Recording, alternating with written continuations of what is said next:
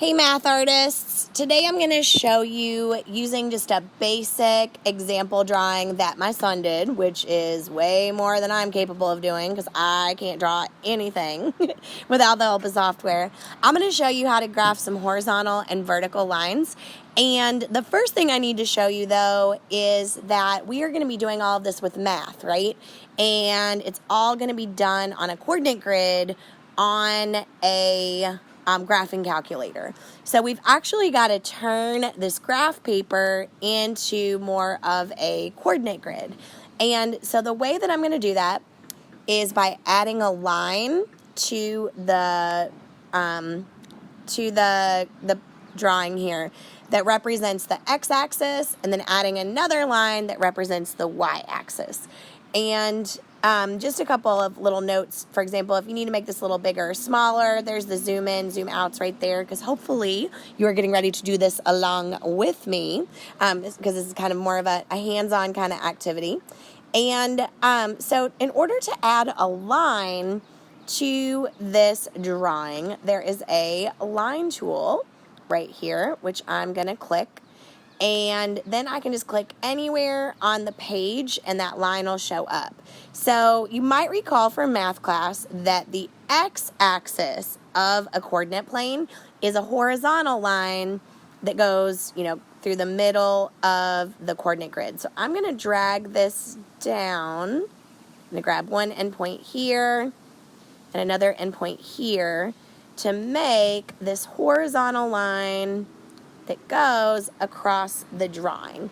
If you're old like me and you want the line to be a little thicker, thinner, because you kind of have a little bit of a hard time seeing it, with the line highlighted, you can click on this little button here that says line width, and you can make the line smaller, you can make it bigger, you could change the color if you want to by clicking the little line tool right here. Anything you really want to do, you can do that. So that would be the x-axis. And I'm also going to add a text box to remind myself that this is the x-axis. So the text box feature is this little T right here. So I'm going to click. And then I'm just going to click over here to the side. And I'm going to put the letter X to represent the fact that this is my x-axis, just to remind me of that. And in order to graph on a coordinate grid, we don't just need an x, we also need a y-axis too. So the y-axis is the vertical line that goes through the middle of the coordinate plane. So I'm going to click on the line tool again. I'm going to click on the drawing to just get it on there. And then I'm just going to drag an endpoint to right here at the top. And then I'm going to drag it down following that line. Oh, and just to scroll up and down, you just kind of use the trackpad here to get to the drawing. And I'm just going to go right here and drag it down like that so that it's like, oh, I don't have that lined up quite right. It's off a little bit. There we go. I think that's right. So if I zoom out now, you can see that I have an X and a Y axis. I'm also going to add a text box here at the top that reminds me that's my Y axis. And so now that we actually have an X and a Y axis in order to use as a reference for the equations and coordinates and all that stuff we're going to be entering, let's get started just with some basic horizontal and vertical lines. And for no particular reason, I'm just going to choose to start with this horizontal line right here. And so in order to get a horizontal line to appear on a coordinate grid, we need to use an equation. And that equation needs to start with a y equals. So I'm going to pull up my Desmos art graphic organizer, and again, it's a horizontal line, so it's going to, in order to be able to make a horizontal line, we need an equation that starts with a y equals. I kind of gave you like a little toolbox up here to show you all the different things you might need in order to create all these figures. So we're not going to get to all of them in this video. So we're just going to start by typing a simple y equals It really bothers me when it autocorrects and does that. I don't know why that bothers me, but it really does. Okay, so we're going to start with an equation, y equals, and the way that you tell the graph where to put the line is imagine, if you will, that this line doesn't cut off, that it actually keeps going. It keeps going straight, like forever and ever and ever. You're going to type a y equals, and then you need on the other side, on the other side of that equal sign, you need the number that represents where the line would hit the y-axis if it were to keep going. So remember from previous math classes that on the y-axis is the one that goes up and down, the vertical. So this number is 0, this is 1, this is 2. So this line, if it were to keep going, goes through the 2 on the y-axis, which is why we would write this equation as y equals 2. Now let me show you what happens when I type y equals 2 in the graphing calculator. So if I were to type y equals 2, I do get a vertical line that goes through the 2. The scale on this one is going up by 2s in case we can't tell right now.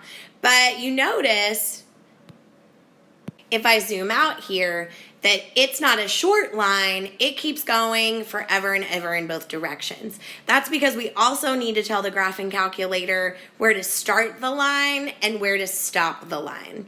So I'm going to go back to my drawing, and I'm going to get all this blue out of the way here. So we want to control how wide the line is, basically where it starts and where it stops moving from right to left.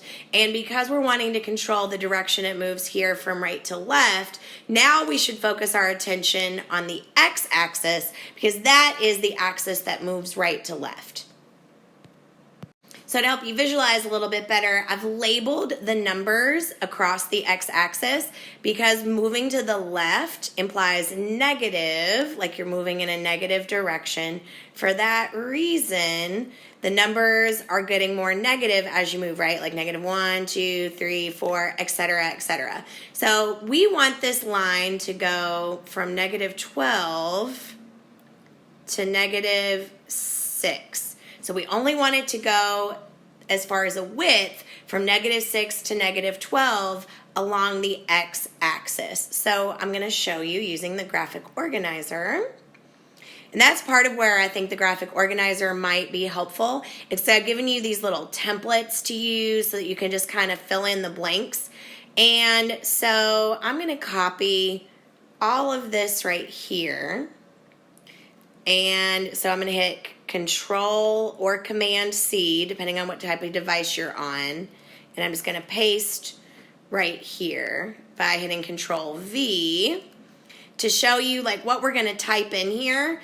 These are the pieces we're going to use to tell the line, okay, we do want it to go through 2, but we want to cut it off as far as how long it is. So our focus is on going from left to right, which means our focus is using the x variable. So I am going to replace the word variable here with an x because that's what the variable I'm getting ready to alter. The smallest value I want it to be is negative 12. So I'm going to highlight and replace that with a negative 12. The highest value we want it to be is a negative 6. So I'm going to replace it with that. And now I need to put some inequality symbols in here to tell the calculator, like, we want bigger than negative 12, smaller, you know, what is it exactly that we want? And because we want the x to be greater than or equal, because we want it to actually start at negative 12, we need to use the inequality symbol that looks like this, because we want the x coordinate to be greater than negative 12, right? Remember from elementary school, the alligator eats whatever's bigger. So if I do it this way, the alligator is like eating the x, right? So that means the x is going to be greater than negative 12, well, or equal to, because we also have the equal to symbol. But I want it to be smaller than negative 6. So I'm going to put that same symbol so that it's going to look like this. This is my way of telling the computer I want the x values for this graph to be bigger than negative 12, bigger than or equal to, but smaller than or equal to negative 6. This time the little alligator is turning its back on the x, right? Which means the x is smaller than negative 6.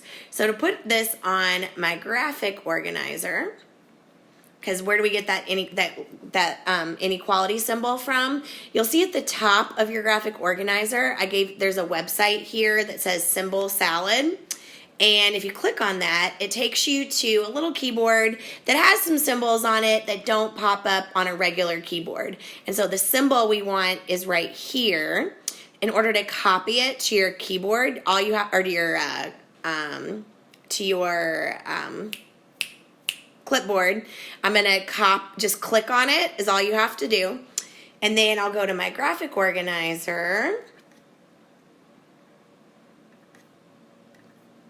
And I'm going to just hit Control V or Command V, depending on what device I have. So it just pastes the symbol right in there.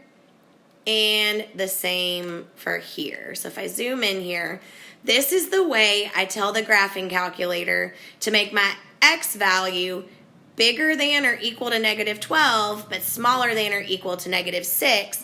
And that's going to get me a line that only goes between negative 2 and negative 6. So let's see what that would look like on the graphing calculator. So the kind of cool thing is that I can just highlight this. I can hit Control C or Command C, depending on what kind of device I'm on.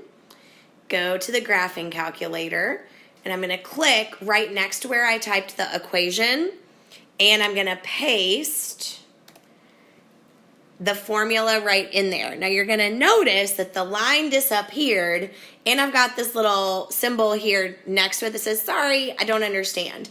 That's because we just need to put something on either side of these directions, and we need to put these little curly Q braces. So I'll zoom in here so you can see what that looks like. So those little curly Q braces like that, and we need it on the other side too.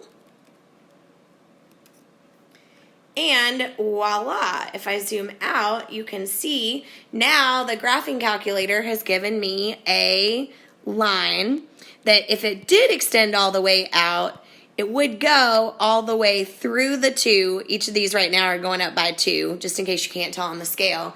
But the line only goes from negative 12 to negative 6. So what I'd like you to do is to look at another horizontal line on our drawing. And I'm going to erase all this here, get this out of the way for you. So we've done that line. Let's find another, I think the only other horizontal line I have on here is this teeny tiny one that's right here. So I'm going to ask you to pause this video for a minute and take a stab using the example I gave you. Try to create an equation and put the limits to try to make just a little line that's horizontal that just goes through that little itty bitty distance. So pause the video, try it yourself, and then restart the video once you're ready to check. So I am assuming that you have paused the video, you have tried to graph this little teeny tiny piece yourself, and you're ready to use this video to check and see if you did it right. So first of all, we need to find out, like, if this line were to extend all the way across the graph, where would it go through on the y-axis? And so if I count from down here to 0 and I just count up, that's going to get me up to 12 on the y-axis. So to do a horizontal line, recall we need an equation that starts with a y equals, but this time it's going to go through the 12. And we also want to cut the line off, right? Because that's a teeny tiny sucker. So we've got to add a limit, or a constraint is the official math term, to tell the graphing calculator how long to make this line. And so this is just a teeny tiny little line. And if I look at where it lines up along the x-axis, you'll see that either side of that line lines up with the x-axis at these two places right here. So if I count over, that gives me what? 1, 2, 3, 4. So that's at -4 and at -5. Oops, I just wrote that backwards. Oops. So -4 and -5. So we want that horizontal line to only go between -4 and -5 using the x-axis as a reference. So I'm going to actually copy all of this instead of just reinventing the wheel, and I'm going to paste it here. But I'm going to change this because I want my x value to be between -5 and -4. So this is going to be -5 and -4. So let's just make sure that I didn't goof. And we're going to type this equation and that constraint into the Desmos just to make sure that gives us the line that we think we're looking for. So what I do to add a line on the graphing calculator is you just kind of click right there underneath where I had the other one. So it's going to be y equals 12. That's going to give me my horizontal line. And then I'm just going to copy this. I'm going to paste it into the calculator, surround it with little curly Q braces. And if I've done this correctly, I should just have, I just got a teeny little tiny slice of a line right there on the coordinate grid. Alrighty, so now we got horizontal lines. Let's do some vertical lines. And there's only a couple of vertical lines on this graph, so I'm going to go with this one. And in order to make a horizontal line, vertical. Sorry, my cat's being really distracting. Sorry, y'all, my cat was just totally ruining my concentration. Okay, so I had to deal with him for a second. So in order to make a vertical line, which is straight up and down, we are not going to use an equation that starts with a y equals. We are going to use an equation that starts with an x equals. So that's another option you have up here as a reference. And, oops, let me make this a little bit easier to see all this at once here. Okay, so it's going to start off with x equals. And to figure that at what number goes on the opposite side of the equal sign, we now need to see where is this line going to hit the x-axis, which this one, it's pretty easy to see exactly where it's going to hit along the x-axis. So if I counted over from the origin, because that's where we always start, right? And we're moving in a positive direction this time. So that's going to be 1, 2, 3, 4, 5, and 6.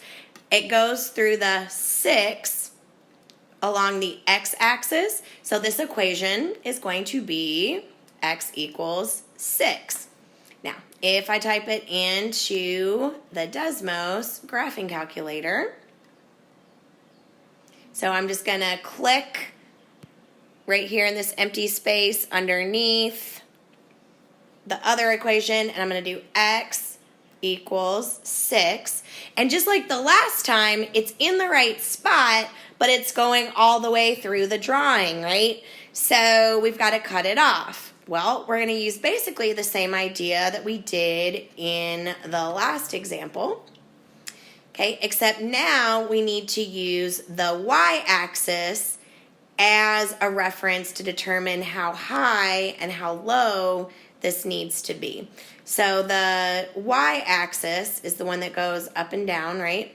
So we want it to be this high, which means we want it to correspond to this number right here on the y-axis. And we want it to go all the way down to this spot on the y-axis. So this number is 0, of course, because it's right there at the origin. And if I do a little counting up, I can see that this goes up to 11. So because we're dealing with, we're going to have like the same idea with the constraint that we did in the last one. Okay, so I'm going to go ahead and copy this, and I'm going to paste it. But the first thing I need to change is that the x, we're not talking about going from left to right, like horizontally anymore. We're talking about going up and down. So now we're referring to the y-axis. So I need to change that to a y. And because we want it to go from 0 up to 11, I'm going to change that from a 0 to an 11. I'm going to copy this. I'm going to go to my calculator. I'm going to paste it right next to it. Oops, well, that didn't work. Let me try that again here. So I'm going to highlight it, copy, and then I'm going to paste it. There we go. And we need to put the little curly Q braces on either side. Would help if I typed the right thing. So now you can see I have a line that that's vertical, that only goes up to the 11. All right, so pause the video in just a second, please. And, oops, I'm in the wrong, here we go.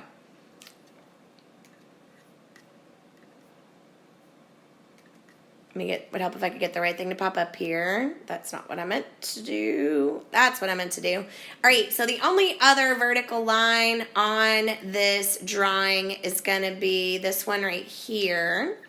So I believe, if I'm not mistaken, yeah. So pause the video. Try to take a minute and decide what the equation would look like for that line, what you would enter to put a limit, to put a constraint, to get the line to look just like this one right here.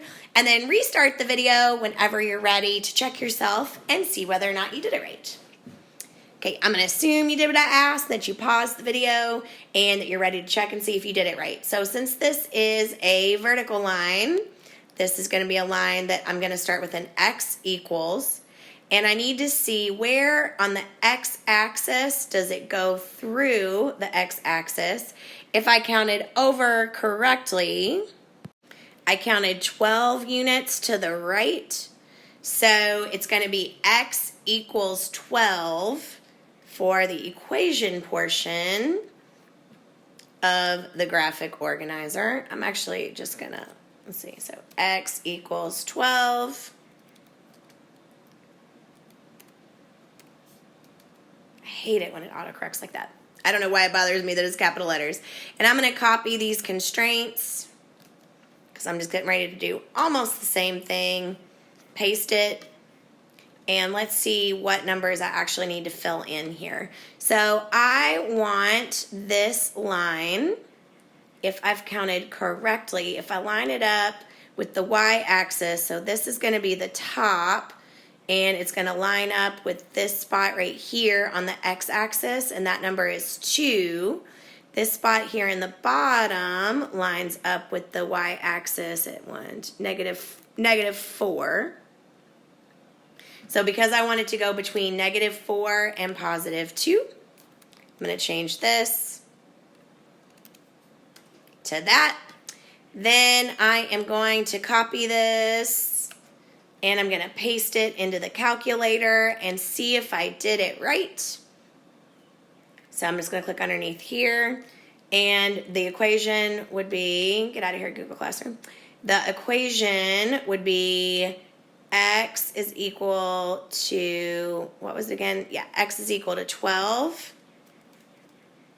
And I'm going to paste those constraints.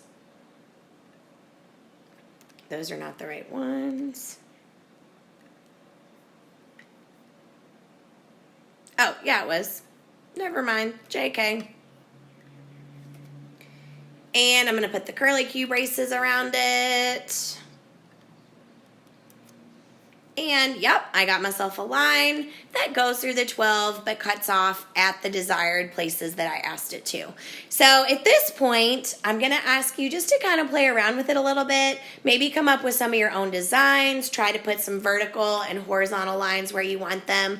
Or if you're ready to just go ahead and go to the next video that explains how, oh, I should probably show you how to save too, like just in case you get started and you're not able to get finished right now. So right here where it says untitled graph, I'm just gonna, you just click on it to change the title. Sample pick is what I'm gonna call this. Click save, and you should see that the save button it's not lit anymore because by pressing save, I've just saved it. So now when you go back, let's say you need to stop for now, you need to come back later. Anytime you log into Desmos, you are going to see where you left off. So be prepared. In the next video, I'm going to show you how to graph lines that are still straight lines, but that don't just go vertically and horizontally.